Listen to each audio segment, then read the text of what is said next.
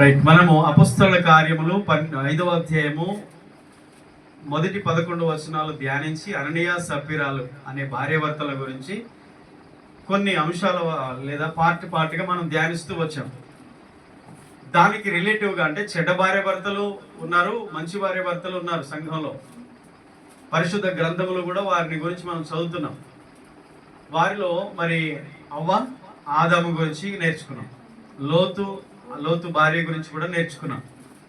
పోయిన వారం అహాబు యెజబెలు రాణి, ఇద్దరు భార్యాభర్తలు, రాజు రాణి అయినప్పటికీ, వారి భార్యాభర్తలు అయినప్పటికీ వారు ఇజ్రాయేల్ ప్రజలకు మరి ఎంతగా దేవునికి వ్యతిరేకమైన పరిపాలన చేస్తూ వచ్చారు, చెడ్డ మాదిరి చూపించారు. వారిలో ఉన్నటువంటి ఆ చెడు లక్షణాలలో ముఖ్యమైనది అహాబులో దురాశ. ఆ దురాశ వలన నాబోతు అనే వ్యక్తి ద్రాక్ష తోటను ఆశించి భార్యకు ఫిర్యాదు చేయడం ద్వారా ఆమె పురుషునికి లోబడని భార్య, అంటే భర్తకి లోబడని, దేవునికి భయపడని భార్యగా ఉండి పురుష స్వభావం కలిగినదై తానే సాధించేస్తానని చెప్పేసి భర్తకు మించి భర్త పైన పెత్తనం చేసే స్త్రీగా కనిపించింది. ఆమె చేసింది ఏంటంటే ఒక నరహత్య, ఒక నీతిమంతుడు అమాయకుడైన వ్యక్తిని చంపించింది.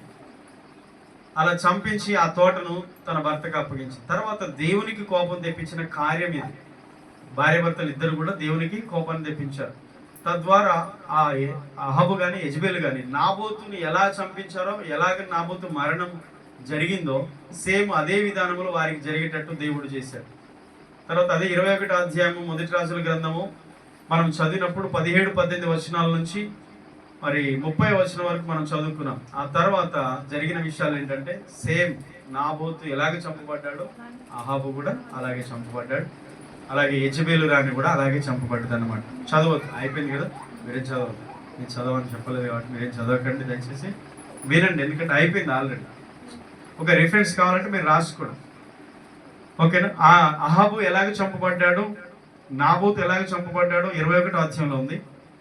అహాబు ఎలాగ చంపబడ్డాడో అదే 21వ అధ్యాయము, నెక్స్ట్ 22వ అధ్యాయము, దాని తర్వాత అధ్యాయం 22వ అధ్యాయము 37వ వచనంలో ఉంటుంది అనమాట. 22-37 అదే విషయం ఉంటుంది. నాబోతు చంపబడి, అహాబు చంపబడింది. తర్వాత యెజబెలు గురించి 2వ రాజుల గ్రంథము 9వ అధ్యాయం 30 వచనంలో ఉంటుంది అనమాట. యెజబెలు చంపబడే విధానం 2వ రాజులు 9-30 వచనంలో ఉంటుంది. అంటే దేవునికి కోపాన్ని తీసుకొచ్చినటువంటి వ్యక్తులు. అననీయ సప్ఫీరాలు ఏం చేశారో అదే విధానం, అంటే కొంచెం అటు ఇటుగా కావచ్చు, దేవుణ్ణి మోసపుచ్చడానికి, లేకపోతే దేవుని ఎదుట యథార్థత లేకుండా కపటంగా ప్రవర్తించడానికి వాళ్ళు తీసుకున్న నిర్ణయాలు దేవుని కోపం తెప్పించాయి. అననీయ కొంత దాచుకొని కొంత తీసుకొచ్చి ఇచ్చాడు, ఇంతే అని చెప్పాడు. రెండోసారి భార్య వద్దకు వచ్చినప్పుడు భార్య అదే విషయము ఎలా చెప్పింది, ఇంతే అని చెప్పింది. కానీ అననీయ చేసిన పనికి ఆమె ఏకీభవించకుండా, మనం అంత ఇద్దాం అనుకున్నాం కదా, కొంత దాచుకొని కొంత ఎందుకు ఇవ్వాలి, ఇవ్వద్దు, అంత ఇవ్వాలి, నీ ఆలోచన మంచిది కాదు అని చెప్పాలి. అంటే మంచి సలహా ఇవ్వాల్సిన చోట ఆమె ఇచ్చిన సలహా ఏంటి, ఆమె చెప్పింది ఏంటి, ఏకీవించింది. అంటే చెడు ఆలోచనకు ఆమె ఏకీవించింది. ఇప్పుడు అహాబు రాజుది కూడా అదే, దురాశ కలిగిన వాడై తన నగరుకు ఆనుకుని ఉన్న ఈ నాబోతు ద్రాక్ష తోటను ఆశించాడు. ఎందుకు, కూరగాయలు పెట్టుకోవడానికి. నాకు కూర తోట కావాలి, అమ్మమన్నాడు, క్రయమునకు ఇవ్వమన్నాడు, నీకు డబ్బులు ఇస్తానన్నాడు. అతడేమన్నాడు, నా పిత్రార్జితం ఇది, నా పితరుల నుండి వస్తుంది, నా తండ్రి తాతల నుంచి వస్తుంది, నేను దీన్ని అమ్మను అన్నాడు. అందుకు అతడు మూతి ముడుచుకొని ఇంటికి వెళ్ళి అన్నం తినకుండా అలిగి మంచం మీద పడుకున్నాడు. ఇప్పుడు ఈ భార్య ఏం చేయాలి, ఫస్ట్ బాగానే చెప్పి, నువ్వు రాజు కదా, ఇజ్రాయెల్ నువ్వు రాజు అయి ఉన్నావు కదా, అవును రాజే, మంచి ఆలోచన ఇచ్చింది, నువ్వెందుకు అలిగి ఉంటావు, ఎందుకు అలా ఉంటావు అని చెప్పింది, మంచిదే. కానీ నెక్స్ట్ ఏంటి, నేను నీకు ఆ ద్రాక్ష తోట ఇప్పిస్తా చూడు అన్నది. అంటే ఆమె ఇచ్చినటువంటి అడ్వైజ్ ఇది అతనికి ఎలాంటి ప్రోత్సాహం ఇస్తుంది. భర్తల్ని గొడవలకి లేపే భార్యలు ఉంటారు, భర్తల్ని పాడు చేసే భార్యలు ఉంటారు, భర్తల్ని చెడగొట్టే భార్యలు ఉంటారు. అలా చేయడానికి కాదు, ఆమె రానైతే కావచ్చు, కానీ ఆమె చేసిన పని ఏంటి, ఒక నీతిమంతుని, మంచి వ్యక్తిని చంపించింది. ఒక అమాయకుడిని అన్యాయంగా అబద్ధ సాక్ష్యాలు చెప్పించి అతన్ని హత్య చేయించింది. అది దేవుని దృష్టికి మంచి కార్యం అంటే కాదు, చెడ్డ కార్యం. ఆమె పురుష స్వభావం కలిగిన స్త్రీ అంట. యెజబెలు ఎవరికి లోబడదు, పురుషులకు లోబడదు, ముఖ్యంగా భర్తను లెక్క చేయని భార్య అని చెప్పొచ్చు. భర్తలకు మర్యాద గౌరవం ఇవ్వని భార్య. ఈ భర్త చేతగాని వాడు ఏం చేశాడు తెలుసా? భార్యకి ఫిర్యాదు అయిపోయాడు. భార్యకు భయపడే భర్తలు ఎలాంటి భర్తలు ఒకసారి ఆలోచించండి. అతని స్వభావం మెత్తని స్వభావం అంటే అహాబుది. ఈమె పురుష స్వభావం కలిగింది. స్త్రీ స్వభావం ఉన్నది ఈమెలో. స్త్రీయే కానీ పురుష స్వభావం పనిచేస్తుంది. ఇతడు పురుషుడే కానీ పురుషుని స్వభావం ఉండదు. స్త్రీ స్వభావం ఇతరులో పనిచేస్తుంది. ఇతడు మెత్తని వాడు, ఆమె కరుకు మనిషి. ఒక విధంగా చెప్పాలంటే శాపగ్రస్తురాలు, దుర్మార్గురాలు, మూర్ఖురాలు కూడా. ఇతడేమో చేతగాని వాడు, మెత్తని స్వభావం గలవాడు, అలిగేవాడు, మూతి ముడుచుకునేవాడు, ఏమీ చేయలేనివాడు. చూడండి, అతడు రాజయ్యుండి తాను చేసే పని ఎంత చెడ్డది. దీని ద్వారా దేవునికి కోపం వచ్చింది. ఆమె చేసిన ఆలోచనకు అతడు ఏకీవించొద్దు. అసలు అతడు దురాశతో నిండి ఉండడం పెద్ద తప్పు. రెండవది ఏంటంటే ఆమె చేసే ఆ పని అతడు అంగీకరించి అలాగే మౌనంగా ఉండడం పెద్ద తప్పు. ఆమె చెప్పింది, ఇదిగో నీకు తోట ఇవ్వనన్నాడు వాడు, చంపేశాము, చచ్చిపోయాడు, నాబోతు చనిపోయాడు, వెళ్ళి నువ్వు స్వాధీనపరచుకోపంటే నవ్వుకుంటూ వెళ్ళి ఏదో సాధించినట్టుగా దాన్ని పోయి స్వాధీనపరచుకొని ఎంజాయ్ చేస్తున్నాడు. ఏమేమో నా భర్త చేయలేదు నేను చేశాను చూడు అని చెప్పుకుంటాడు. ఇది దేవునికి కోపాన్ని పుట్టించే సంగతి. అందుకనే ఎలియా ప్రవక్త ద్వారా దేవుడు మాట్లాడు, ఎలియాని పంపించాడు, వెళ్ళు నాబోతును చంపించి, అహాబు రాజు అక్కడే ఉన్నాడు, ఆ తోట దగ్గర ఉన్నాడు, వెళ్ళు అక్కడికి వెళ్ళి చెప్పు, యెహోవా ఇలాగ సెలవిచ్చుచున్నాడు, ఏ స్థలంలోనైతే నాబోతు రక్తమును కుక్కలు నాకాయో ఆ స్థలం ముందే నీవు చంపబడతావు, అక్కడే నీ రక్తమును కుక్కలు నాకుతాయని చెప్పి అదే 21:30 దేవుడు చెప్పాడు. మీరు చేసిన పని దేవుడు ఎందుకు ఎన్నుకున్నాడు? దేవుడు ఎందుకు ఏర్పాటు చేసుకున్నాడు? ఈరోజు ఒక్కసారి ఆలోచించండి. సంఘంలో దేవుడు నిన్ను ఎందుకు నిలబెట్టాడు? లోకం నుంచి దేవుడు నిన్ను ఎందుకు ఏర్పరచుకున్నాడు? దేవుడు ఎందుకు నీకు ఉన్నత స్థితిని ఇచ్చాడు? నశించిపోయే ఆ లోకంలో నుండి దేవుడు తన రక్షణలోనికి, తన నిత్య జీవంలోనికి నిన్ను ఎందుకు తీసుకొచ్చాడు? నీ పట్ల దేవునికి ఒక ప్రణాళిక ఉంది. ఒక రాజుగా, రాణిగా నిన్ను ఎందుకు నిలబెట్టాడు దేవుడు? ఒక నాయకుని దేవుడు ఎందుకు నిలబెడతాడు? దేశానికి, ప్రజలను పరిపాలించాలి, దేశానికి మేలు చేయాలి, ప్రజలకు క్షేమము చేయాలి, క్షేమాన్ని ఆలోచించాలి. స్వార్థం కోసం ప్రజల్ని చంపడం ఏంటి? ఇప్పుడు జరుగుతున్నది, సమాజాన్ని చూస్తున్నాం. ఇది అవినీతి కనిపించట్లేదా? లంచాలకు తీసుకొని ఏం చేస్తున్నారు? ప్రజలకు మేలు జరుగుతుందా? ఎక్కడ మనం కనుగొంటాం? చాలా మన చుట్టూన్న సమాజంలో మనం చూస్తున్నాం. అయితే బైబిల్లో కూడా అదే మనం చూస్తున్నాం. ఒక రాజు, రాణి ఆ దేశానికి మేలు చేయడానికి దేవుని పక్షంగా వారు పనిచేయాలి, కానీ వారి స్వార్థం కోసం ఏదైనా చేయడానికి వాళ్ళు సిద్ధపడ్డారు. దురాశ ఒక వ్యక్తిలోనికి ప్రవేశిస్తే దాని ఎంతటికైనా అది తీసుకెళ్తుంది. ఎంతవరకు అంటే హత్య చేయడానికి. యూదాలో ఒక దురాశ ప్రవేశించి నీతిమంతుడైన ప్రభువునే అప్పగించేటట్టు చేసింది. శిలువ మరణాన్ని పొందుకునేటట్టు, ఆయన్ని శిలువ మరణాన్ని అనుభవించేటట్టు చేసింది, హత్య చేసేటట్టు చేసింది. నీతిమంతుని చంపడానికి ఒక దురాశ కారణం. ఒక వ్యక్తిలో దురాశ ప్రవేశిస్తే అలా జరుగుతూ ఉంటుంది. దాన్ని మనం చంపేయాలి. బైబిల్ ఏం చెప్తుంది తెలుసా? యాకోబు పత్రికలో, దురాశ గర్భము ధరించి పాపమును కనగా పాపం పరిపక్వమై మరణాన్ని కట్టుంది. ప్రతి మనుష్యుడు దేవుడు నన్ను శోధించాడని చెప్పకూడదంట. దేవుడు శోధించాడబ్బా, దేవుడు అసలే శోధించాడు. గుర్తుపెట్టుకోండి, దేవుడు అన్యాయం చేయడం అసంభవం అని బైబిల్ చెప్తుంది. దేవుడు అన్యాయం చేశాడు నాకు అంటారు, దేవుడు చేయడు. మనిషిలో ఉన్నటువంటి స్వభావము దురాశ మరులు కొల్పబడి, దురాశ చేత ప్రతి వాడు మరులు కొల్పబడి ఈడవబడి అతడు పాపం చేస్తున్నాడు. దేవునికి విరుద్ధంగా అతడు పాపం చేయడానికి శోధించబడుతున్నాడు. అర్థమైంది? ఇతనికి ఇంత ఆస్తి ఉంది, దేశం అతని ఆధీనంలో ఉంది, రాజు అయినాడు. కానీ ఆ పేదవాని తోట అవసరమా? నాకు కూర తోటగా ఉండడానికి నాకు అమ్ము అంటున్నాడు. ఈ చదివిన విషయాలు కాబట్టి నేను మళ్ళీ చదివించట్లేదు. ఎంతమంది భార్యలు, భర్తలు మాదిరికరంగా ఉంటున్నారు. దేవుడిచ్చిన స్థానాన్ని, పొజిషన్ని కాపాడుకొని దేవునికి మహిమ తెస్తున్నారు. ఎంతమంది నమ్మకంగా ఉంటున్నారు. ఎంతమంది వారి ఆలోచనలు తప్పిపోయి దేవునికి వ్యతిరేకమైన నిర్ణయాలు తీసుకుంటున్నారు. సొంత ఆలోచనలు రాజు హృదయము యెహోవా చేతిలో నీటి కాలువలో ఉంటుందట.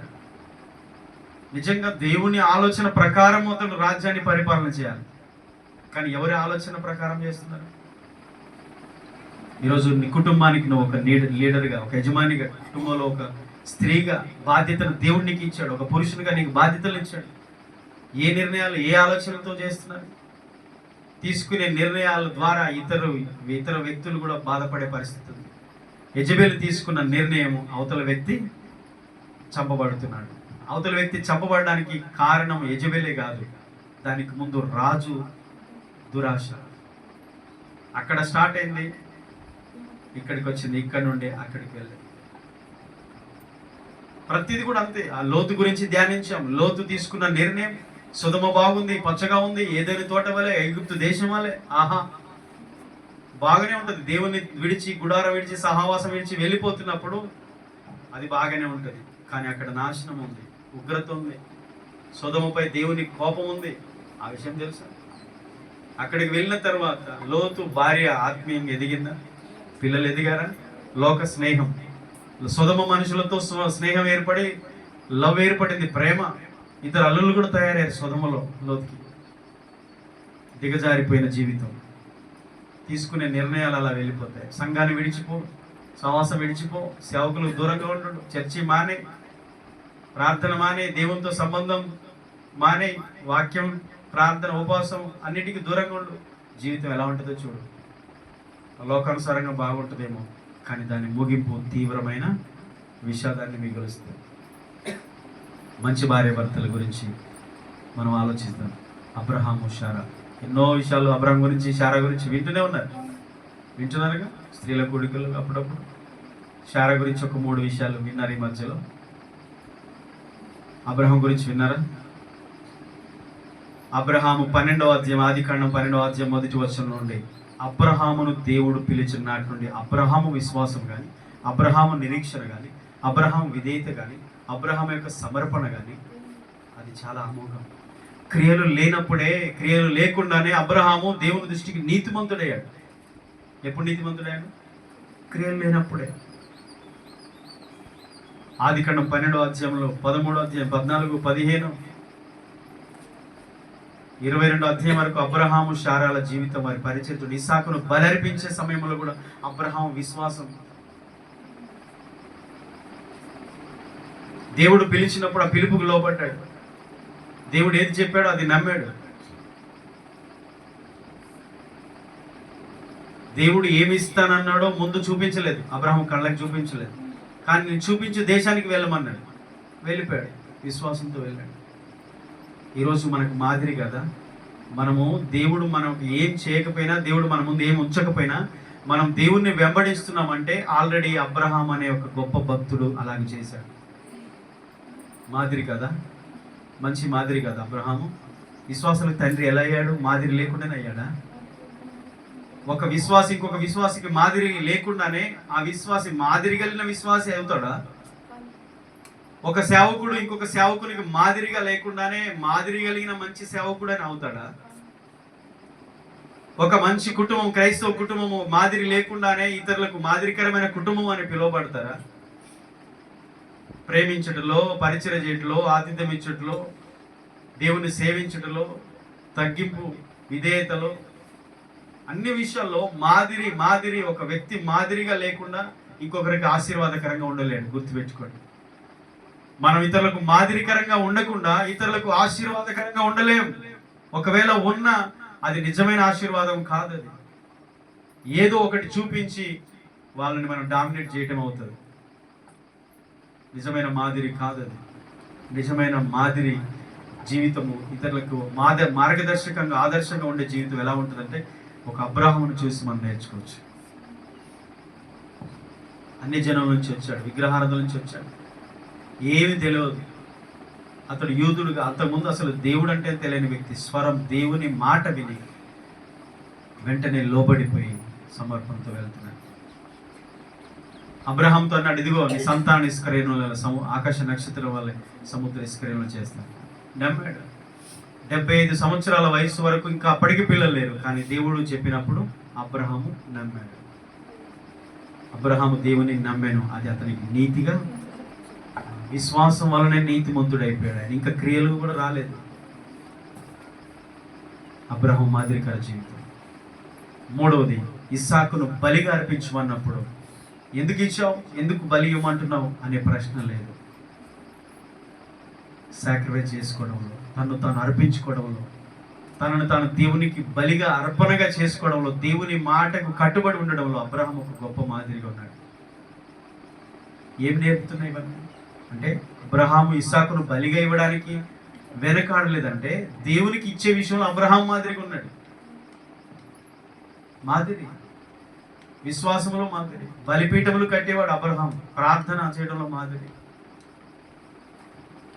విశ్వాసముతో దేవుణ్ణి వెంబడించిన వ్యక్తి. అంత మాత్రమే కాదు, దేవుడు దేనికి శిల్పి నిర్మాణకుడు అయినాడో ఆ పునాదులు గల పట్టణము కొరకు అబ్రహాం ఎదురు చూసిన హెబ్రీ 11:10 రాయబడింది.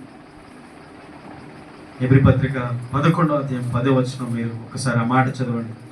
అబ్రహాం యొక్క నిరీక్షణ చూడండి. నిరీక్షణకు ఆధారము లేనప్పుడే అబ్రహాము దేవుని నమ్మాడట. శూన్యం, ఎటు చూసినా శూన్యం, నిరాకారం. అతని జీవితము అయోమయము స్థితిలో ఉంది, కానీ అతని విశ్వాసం మాత్రం కలవరం లేకుండా ఉంది. అతని విశ్వాసం దేవుణ్ణి గట్టిగా పట్టుకొని ఉంది. దేవుని నమ్మాను, నిరీక్షణ కలిగి ఎదురు చూశారట. హెబ్రీ 11:10 చదవండి. ఏలయనగా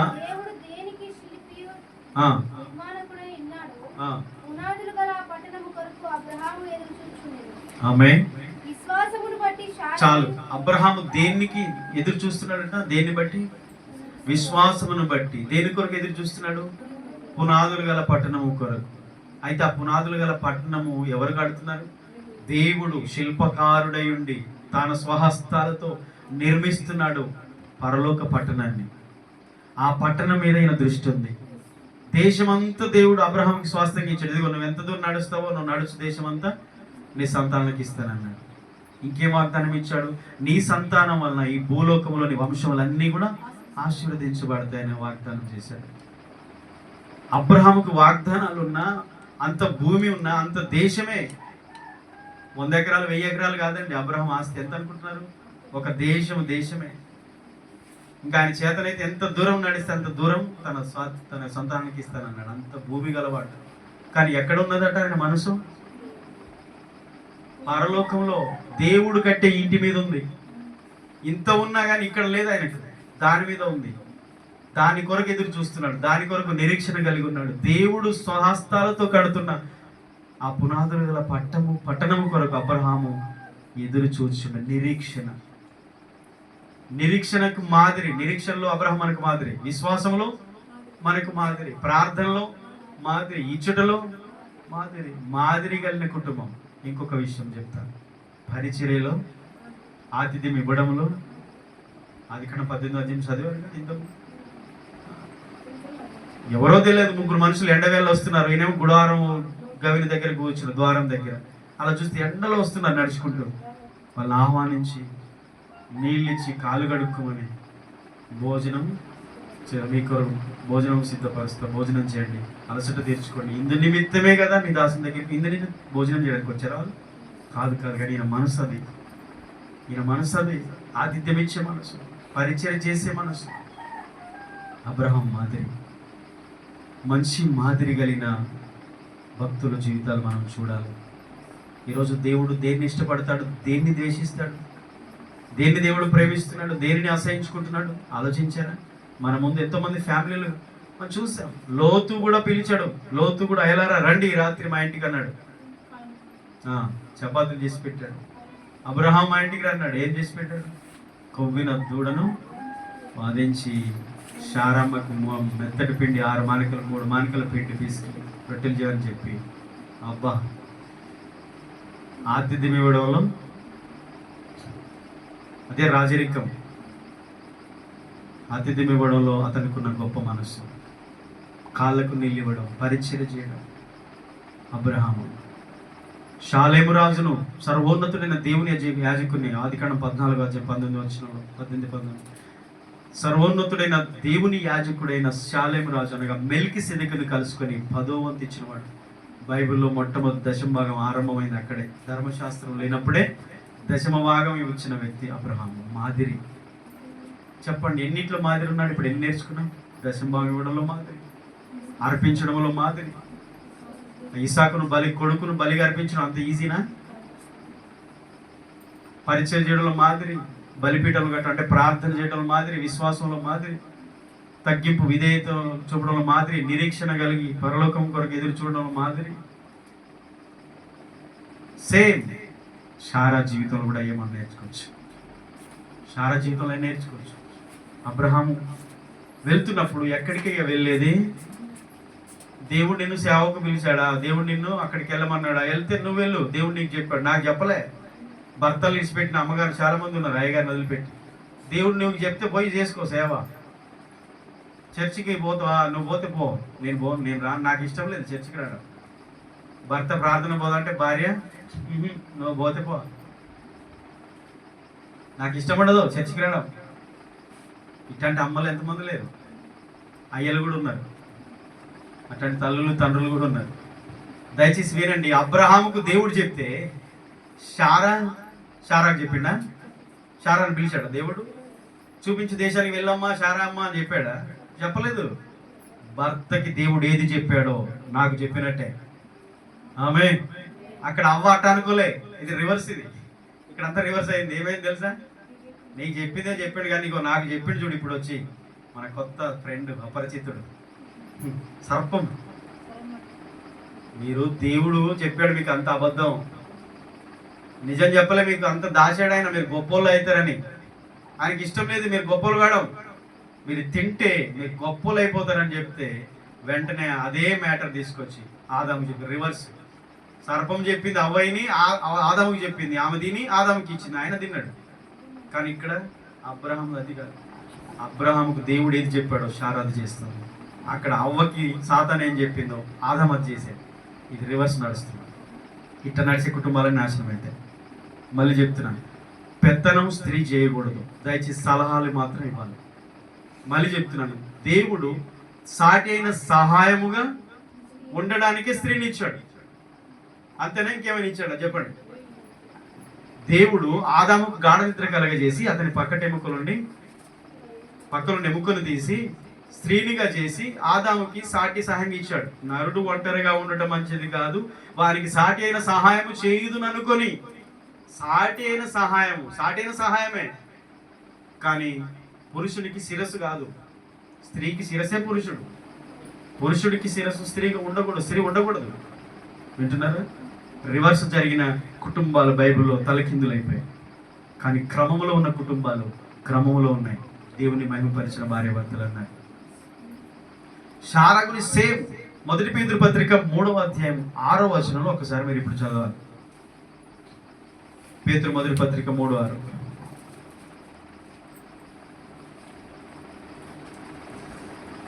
చదవండి.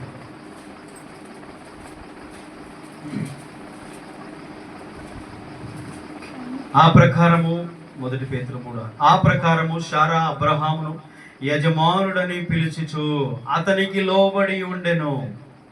మీరు యోగ్యముగా నడుచుకొనొచ్చు, ఏ భయమునకు బెదరుకుని ఆమెకు పిల్లలగుదురు. అబ్రహాముకు పిల్లలు కాదు, శారాకు కూడా పిల్లలు అవుతాం మనం. ఎప్పుడు? శారాలాగా బ్రతికితే స్త్రీలు, పురుషులైతే అబ్రహాములాగా బ్రతికితే. అబ్రహాముకు పిల్లలు ఎప్పుడయ్యారు? అబ్రహాములాగా విశ్వాసములో, నిరీక్షణలో, దేవునికి ఇష్టంగా జీవించడంలో, అన్ని విషయాల్లో మాదిరిగా అబ్రహాం వల్లే మనం నడుచుకుంటే అబ్రహాం పిల్లలు. శారా ఎలాగైతే తనకు భర్తను యజమానుడని పిలిచి గౌరవించు, శారా ఎలాగైతే జీవించిందో గౌరవంతో, భక్తితో, దేవునికి భయపడుతూ, భర్తకు విధేయత చూపుతూ, ప్రేమ కలిగి, జ్ఞానం కలిగి కుటుంబాన్ని కట్టుకుంటూ ఉందో అప్పుడు శారాకి పిల్లలు అవుతారు. శారాలాగా అలాగే ఉంటే. శారా గురించి భక్తుడు ఏం చెప్తున్నాడు? అపోస్తలుడు పేతురు ఏం చెప్తున్నాడు? ఇదిగో ఆ ప్రకారం శారా అబ్రహామును యజమానుడని పిలుచుచు అతనికి లోబడి ఉండెను. లోబడి ఉండాలి. మరి యజబేల్ ఏంటి? నీ చేత కదా, నేను చేస్తా చూడు, చేతగానోడా అన్నట్టుగా తన మనసులో. మరి అట్నే చేశాడు కదా. రాజు అయి ఉండి ఏం చేస్తున్నాడు? రాణి ఏం చేస్తుంది? లోతు భార్య ఏం చేసింది? దేవుడు ఏం చెప్పాడు? దూతలు వచ్చి ఏం చెప్పారు? వెనక్కి తిరిగి చూడకు, పారిపో, నిలబడకు. 3 విషయాలు చెప్పారు దూతలు. చెవులు వినపడలేదా? లోతుతో చెప్తున్నప్పుడు పక్కన ఆమెకు చెవులు వినపడలేదా? ఇద్దరు పిల్లలు ఉన్నారు, భార్య ఉంది, తను ఉన్నాడు. చంప పగలగొడతా, వెనక్కి తిరిగి చూడొద్దని చెప్పాడు. ఎనకేం పని? లోకాశలతో నిండింది కదా తల్లి, అందుకే లోకం వైపు చూస్తుంది. ఇప్పుడు దేవుని వైపు దేవుడు ఏం చెప్పాడో, పారిపో, వెనక్కి చూడకు, నిలబడకు. కానీ 3 జరిగినాయి, 3 రివర్స్ జరిగినాయి. ఆమె జీవితం రివర్స్ చేసింది. పారిపోలేదు, నిలబడ్డది. వెనక్కి చూడొద్దని వెనక్కి చూసింది, అయిపోయింది, ఉప్పు స్తంభం అయిపోయింది. రివర్స్ జరిగిన ఇవన్నీ. కానీ అబ్రహాం స్టోరీ మీరు చదవండి, కొన్ని కరప్షన్స్ ఉన్నా, కొన్ని మిస్టేక్స్ ఉన్నా, వాళ్ళు మళ్ళీ తిరిగి పశ్చాత్తాపడ్డారు. అబ్రహాము దేవుడు చెప్పిన మాట కొన్నిసార్లు కొంచెం మిస్టేక్ చేసినా మరలా అబ్రహాం పశ్చాత్తాపడ్డాడు. దేవుడు కనికరించాడు, అబ్రహాము దేవుడు దర్శించాడు. ఈరోజు అబ్రహాము శారా మాదిరికరమైన కుటుంబం ఉన్నారు. రెండో విషయము అకుల ప్రిస్కిల కొత్త నిబంధనలు. చాలాసార్లు మీరు వినే ఉంటారు. రోమపత్రిక 16వ అధ్యాయం మొదటి 3-4 వచనాలు. వారి మాదిరి కలిగిన జీవితం చూడండి. కొత్త నిబంధన సేవ పరిచర్యలో ఏ విషయంలో మాదిరి ఉన్నారంటే, సంఘాన్ని నిలబెట్టడం, పరిచర్య చేయడం, సువార్త ప్రకటించడం, ఒక సేవకునికి సపోర్ట్గా నిలబడడంలో ఒక గొప్ప మాదిరి కలిగిన వారు. వారి గురించి చెప్పినంతగా విశ్వాసుల గురించి ఏ విశ్వాసులకు అంతగా చెప్పలే పౌలు. చాలా విషయాలు చెప్పాడు, చాలా మంది గురించి చెప్పాడు. కొంతమంది స్త్రీల గురించి ప్రత్యేకించి చెప్పాడు ఫిలిప్పీ పత్రికలో. వారి పేరు జీవగ్రంథంలో ఉన్నాయని కూడా చెప్పారు. తన తోటి సహకారులైన తన సహదాసుల గురించి తిమోతి కానీ, తీతు కానీ, ఎఫ్రొదితు కానీ కొంతమంది గురించి చెప్పాడు. కానీ ఒక విశ్వాసులు డేరాలు గుట్టుకునేవారు, వారి గురించి ఏం చెప్పాడు? ఆ మాట చదవండి ఒకసారి. రోమపత్రిక 16వ అధ్యాయం 3వ వచనం. క్రీస్తు యేసునందు నా జతపని వారైన ప్రిస్కిలకును అకులకును నా వందనము చెప్పుడే. వారు నా ప్రాణము కొరకు తమ ప్రాణములను ఇచ్చుటకైనను ఏం చేసిరి? దేనికి తెగించిరి? ప్రాణాలు తీయుటకైనను, ప్రాణాలు తీయుటకైనను తెగించిరా? అక్కడ తెగించి యజబేలు ప్రాణాలు తీయుటకైనను తెగించెను.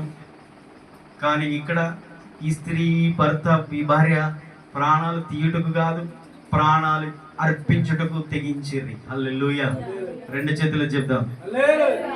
నిజమైన విశ్వాసులు ఇలా ఉంటారు. నిజమైన విశ్వాసులు ఇలా ఉంటారు. 3వసారి చెప్తున్నాను, నిజమైన విశ్వాసులు, నిజంగా దేవుణ్ణి ప్రేమించే బిడలు ఇలా ఉంటారు. ఆమేన్. దేవుణ్ణి ప్రేమిస్తే దేవుని సేవకుల్ని ప్రేమిస్తారు. దేవుణ్ణి ప్రేమించే వారు దేవుని సంఘాన్ని ప్రేమిస్తారు. దేవుణ్ణి ప్రేమించే వారు దేవుని సేవను ప్రేమిస్తారు. ఆయన సంఘాన్ని ప్రేమించి తన ప్రాణాన్ని పెట్టాడు. ఆయన్ని ప్రేమించే వారు కూడా వారి ప్రాణం పెట్టడానికని సిద్ధపడతారు. ఇది నిజమైన విశ్వాసంలో ఉండే లక్షణం. వారి స్వార్థం చూసుకోలేదు, వారి స్వయం చూసుకోలేదు, వారి వెనక ముందు ఆలోచించుకోలేదు. మేమెవరు, ఈ పౌలు ఎవరు? వాళ్ళది ఇటలీ దేశం, ఇటలీ నుండి ఇక్కడికి వచ్చారు. కొరింథీకి వచ్చారు. అవును, ఇటలీ నుండి వచ్చారు. వాళ్ళందరినీ, యూదులందరూ ఆ టైంలో ఇటలీ విడిచిపోవాలని చెప్పి, రోమును వదిలిపోవాలని ఆయన రాజు ఆజ్ఞాపించినప్పుడు ఆ టైంలో కొరింథీకి వచ్చి సెటిల్ అయ్యారు వాళ్ళు. కొరింథీ పత్రికలో కూడా వీరి గురించి ఉంది. అపొస్తలుల కార్యం 18వ అధ్యాయం 1వ వచనంలో ఉంది వీరి గురించి. పౌలు మిషనరీ ఆయన వెళ్తూ సువార్త ప్రకటిస్తూ వెళ్ళినప్పుడు కొరింథీకి వచ్చి అక్కడే ఉన్నాడు, వారి దగ్గర కొన్ని నెలలు ఉన్నాడు, వారి ఇంట్లోనే ఉన్నాడు. నిస్వార్థంగా ఒక సేవకుని, మరీ మామూలు విషయం కాదు. పౌలుని తన దగ్గర పెట్టుకుంటే మరణాన్ని వారితో ఉంచుకున్నట్టే. ఎందుకంటే అప్పటికే యూదులు వెతుకుతున్నారు పౌలును చంపాలని. పౌలుని ఎవరు చేర్చుకుంటారో, పౌలు ఎక్కడ ఉంటాడో అక్కడ ఉన్న చోట పౌలుతో పాటు వారికి కూడా చాలా కష్టం, శ్రమ వచ్చే పరిస్థితి తెలుసు. పౌలుని చంపాలని యూదులు వెతుకుతున్నారు. ఇలాంటి వ్యక్తిని మన దగ్గర ఉంచుకుంటే మనకు డేంజర్ కదా. కదా. ఇలాంటి సేవకునికి సహకరిస్తే ఈయనకు వచ్చే కష్టం మనకు వస్తుంది, ఈయనకు వచ్చే బాధలు మనకు వస్తాయి. అయినా ఈయనకు మనం సహకరించడం ఏంటి అనుకుంటాం. కానీ నిజంగా దేవుణ్ణి ప్రేమించిన బిడ్డలు, దేవునికి తమను తాము అప్పగించుకున్న వాళ్ళు ఇలాగ మాదిరి ఉంటారు. ఇంకా వారి గురించి బైబిల్లో క్లుప్తంగా రాయబడలేదు, కానీ ఈ ఒక్క మాటలో అన్నీ ఇమిడి ఉన్నాయి. ఈ ఒక్క మాటలోనే అన్నీ ఇమిడి ఉన్నాయి. అబ్రహాం గురించి చెప్పాం, విశ్వాసంలో మాదిరి, నిరీక్షలో మాదిరి, విధేయతలో మాదిరి, లోబడటంలో మాదిరి, ప్రార్థనలో మాదిరి, దశమ భాగం ఇవ్వడంలో మాదిరి, బలి అర్పించుకోవడంలో మాదిరి, ఆతిథ్యం ఇవ్వడంలో మాదిరి, పరిచయం చేయడంలో మాదిరిగా ఉన్నాడు కదా విశ్వాసులకు తండ్రి. శారా కూడా అలాగే ఉంది కదా. ఇవన్నీ వీళ్ళలో ఉన్నాయి. ఆమేన్. ఇవన్నీ కూడా వీళ్ళలో ఉన్నాయి. క్లుప్తంగా అవన్నీ ఏమి రాయబడలే. అబ్రాహం గురించి అక్కడ రాసినట్టు అక్కడ ఏమి రాయబడలే, కానీ ఒక్క మాటలో ఇవన్నీ ఉన్నాయి. ఏ మాట అది? వారు మా ప్రాణముల కొరకు, నా ప్రాణము కొరకు తమ ప్రాణములను ఇచ్చుటకైనను తెగించిరి. ఆమేన్. Praise the Lord. నా ప్రాణము కొరకు వారి ప్రాణములు ఇయ్యడకైనను. ఇప్పుడు ప్రాణాలు ఇవ్వడానికి తెగించిన వాళ్ళు ఆతిథ్యం ఇవ్వరా? పరిచయం చేయరా? వాళ్ళ కష్టార్జితంలో డబ్బు సేవకి ఇవ్వరా? ఇస్తారా? ఇవ్వరా? ఇంకా విశ్వాసములో మాదిరి ఉండరా? తర్వాత పౌలు తర్వాత అపోల్లో అనే ఒక అపోస్తలుడు వచ్చాడు. అపోస్తలుని కూర్చోబెట్టి బోధించిన విశ్వాసులు వీళ్ళు. అంత స్థాయికి ఎదిగిన వాళ్ళు తెలుసా? అపోస్తలులు అని పిలువబడుతున్న అపోల్లో అనే ఒక ఆయన వచ్చాడు. ఆయనకే క్రీస్తుని గురించి సంపూర్ణంగా అతనికి విశదపరిచారు. అప్పటికే ఆయన అపోస్తలుడు, అద్భుతాలు చేస్తున్నాడు. ఆయనని కూర్చోబెట్టి బోధించే స్థాయిలో ఉన్నారు. ఇంకో విషయం తెలుసా? వీరింట్లోనే సంఘం ఉంది. అక్కడే ఉంది, చదవండి 4వ వచనంలో. వారు నా ప్రాణము కొరకు తమ ప్రాణములు ఇచ్చుటకని తెగించు, మరియు వారి ఇంట ఉన్న సంఘమునకు వందనములు చెప్పుడి. నేను మాత్రమే కాదు అన్య జనములలోని సంఘముల వారందరూ వీరికి కృతజ్ఞులైనారు. ఆమేన్. ఎంత గొప్ప మాదిరి! పౌలు క్రీస్తు తర్వాత క్రీస్తు అంతటి వాడే వారి గురించి ఇంత పొగుడుతూ, వారి గురించి చెప్తూ, నేను మాత్రమే కాదు వారి ఇంట ఉన్న సంఘానికి కూడా వందనాలు చెప్పండి అని చెప్తూ, నేను మాత్రమే కాదు అన్య జనములలో ఉన్న సంఘాలు, అంటే అప్పటికే పౌలు మిషనరీగా వెళ్ళి అనేక ప్రాంతాలు తిరిగి అక్కడక్కడ సంఘాలు స్థాపించాడు కదా, వారందరూ కూడా వీరికి కృతజ్ఞత కలిగి ఉన్నారు, కృతజ్ఞులై ఉన్నారు. ఆమేన్. ఎందుకని ఒక మామూలు భార్యాభర్త మాదిరి కలిగిన భార్యాభర్తల గురించి మాట్లాడుకుంటున్నాం మనం, అంతేగా? చెడ్డ మాదిరి కలిగిన భార్యాభర్తలు ఉన్నారు, మంచి మాదిరి కలిగిన భార్యాభర్తలు ఉన్నారు. ఇప్పుడు భర్త ఎవరయ్యా ఈ పౌలు? ఏంటమ్మా ఇది నువ్వు చేసే పరిచయం ఏంది అట్లా ఇస్తున్నావు, అట్లా చేస్తున్నావు, ఏంది పరిచయం మనకున్నదా? ఊరికి అట్లా పెడుతున్నావు అనొచ్చు. లేకపోతే భార్యని భర్త కూడా అనొచ్చు, భర్తని భార్య అనొచ్చు. ఏందయ్యా నీకేం పని లేదా? చేసిన కష్టం అంతా పరిచర్యకు అంటున్నావు, సేవకు అంటున్నావు, అక్కడ ఇస్తున్నావు. ఎవరైనా సేవకుడు ఎవరు? అవసరాలు తీర్చడం ఏంటి? అసలు ఆయన్ని మన ఇంట్లో ఉంచుకోవడం ఏంటి అనొచ్చుగా. భర్త చెడ్డదై భార్య మంచోడై, భార్య మంచిదై భర్త చెడ్డోడై, లేకపోతే భర్త మంచోడు భార్య, ఇట్లా ఏదో ఒకటి ఉండొచ్చుగా. అట్లా లేరు, ఇద్దరూ తెగింపు కలిగిన వాళ్ళే. హల్లెలూయా. అందుకనే పౌలు గారు వారి గురించి మామూలుగా చెప్పట్లేదు. రోమ సంఘానికి ఉత్తరం రాస్తూ వారి ఇంట ఉన్న సంఘానికి కూడా వందనాలు చెప్తున్నారు. అంటే వారి ఇంట కూడా సంఘం ఉంది. ఏంటి పెద్ద సేవకులు కావాల్సినలే, అపోస్తలులు కావాల్సినలే, రెవరెండ్లు, బిషపులు, డాక్టర్లు కావాల్సినలే. నువ్వు నిజమైన విశ్వాసం అయితే వీరందరికంటే గొప్ప. నువ్వు నిజంగా దేవుణ్ణి ప్రేమించి, దేవుని సేవకులను, సంఘాన్ని ప్రేమించే వ్యక్తివైతే, సమర్పణ కలిగిన వ్యక్తివైతే, దేవుని కొరకు రోషం కలిగి ఒక తెగింపు కలిగిన ఒక విశ్వాసం అయితే, వీళ్ళందరికంటే గొప్ప బహుమానం రేపు నీకుంది. క్రీస్తు తర్వాత క్రీస్తు అని పిలువబడిన అపోస్తలుడైన పౌలే వారిని గురించి ఇంత గొప్పగా చెప్తున్నాడంటే వారు మామూలు విశ్వాసులు కాదు. మామూలు విశ్వాసులు ఉంటారు, మాదిరి లేని విశ్వాసులు ఉంటారు, చచ్చుబడిన విశ్వాసులు ఉంటారు, బలహీనమైన విశ్వాసులు ఉంటారు, విమర్శించే విశ్వాసులు ఉంటారు.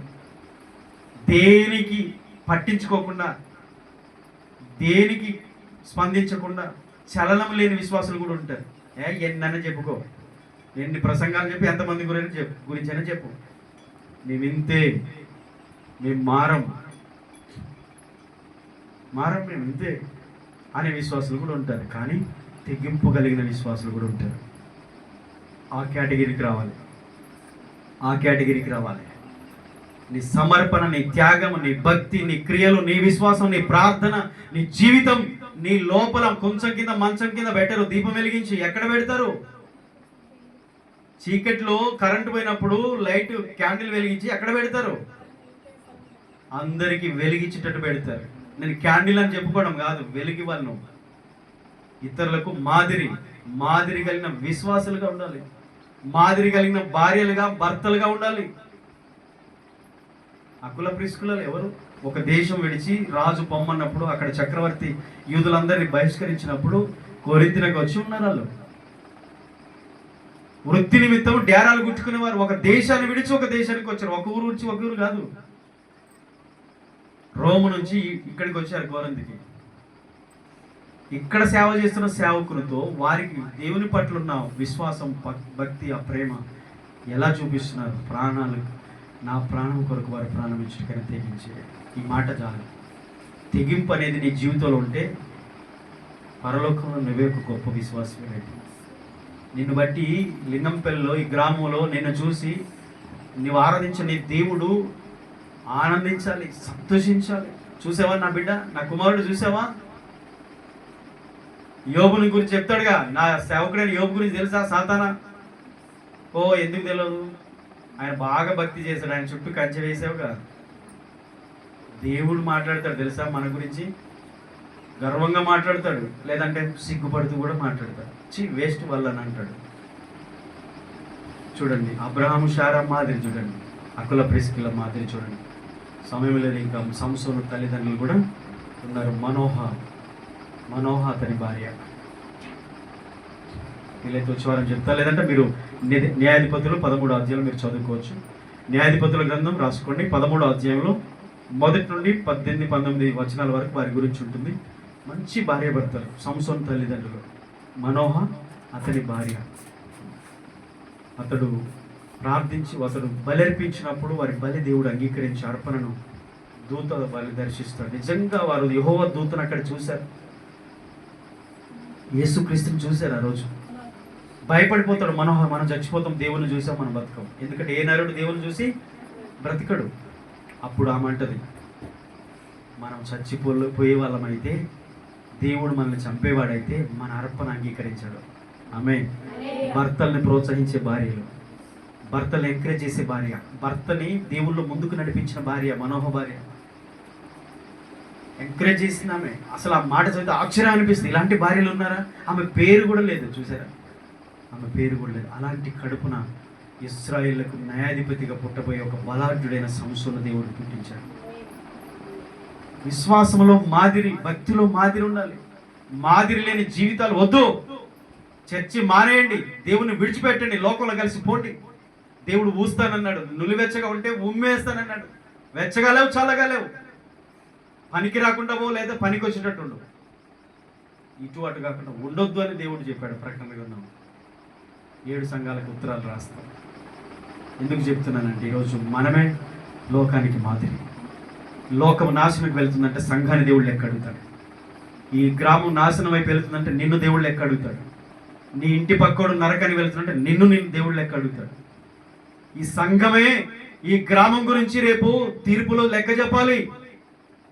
అర్థమవుతుందా? నీ కుటుంబం గురించి నువ్వు లెక్క చెప్పాలి, ఊరి గురించి సంఘం లెక్క చెప్పాలి, మీ గురించి నీ లెక్క చెప్పాలి. అర్థమైంది నా మాటలు? అందుకనే మీరు బాధపడినా లేదు, నన్ను మోకాన తిట్టినా లేదు, మీరు వెళ్ళిపోయినా నష్టం లేదు. ఇది బిజినెస్ కాదు. కస్టమర్లు పోతే రారేమో అని. కస్టమర్లు కాదు, నేను బిజినెస్ మ్యాన్ని కాదు, దేవుడు పంపిన సేవకుని. రోషం కలిగి సంఘం బ్రతకాలి, రోషం కలిగి జీవించాలి. మాదిరిగా లేకపోతే ఇంకెవడు మారడు. ఇంకా 20 సంవత్సరాలు మీరు నలుగురే కూర్చుంటారు, ఇంకెవడు మారడు, నీ కుటుంబం కూడా మారదు. ఇంకా 20 ఏళ్ళున్నా మీ నలుగురే కూర్చుంటారు దండగా. ఎందుకు? అలా కాదు, దేవుడు పిలిచింది. ఒక తీర్మానం తీసుకున్నాం, ఒక రోషం కలిగి ఉన్నాం. దేవుడు మన ప్రార్థన వింటాడు. దేవుడు మనకి సమాజాన్ని, గ్రామాన్ని అప్పగిస్తాడు. నీ కుటుంబాన్ని దేవుడు నీకు అప్పగిస్తాడు. ఎందుకు రక్షించడు? జార్నాక్స్ అనే ఒక భక్తుడు స్కాట్లాండ్ దేశాన్ని అడిగాడట, ఈ దేశాన్ని నాకు ఇస్తావా లేదా నన్ను చంపే, నన్నన్నా తీసుకో, లేకపోతే ఈ దేశాన్ని నాకు ఇవ్వు, నా కుటుంబాన్ని రక్షిస్తావా లేదా? ఒక రోషం కలిగి ప్రార్థించే వ్యక్తులుగా మనం ఉందాము కాక. మోకరించండి, ప్రార్థించుదాం. తల ఉంచు, అందరం కళ్ళు మూసుకుందాం. ఈరోజు మాదిరి లేని విశ్వాసులు బైబిల్లో ఉన్నారు. మాదిరి కలిగిన విశ్వాసులు బైబిల్ గ్రంథంలో ఉన్నారు. ఎంతో మంది ఉన్నారు.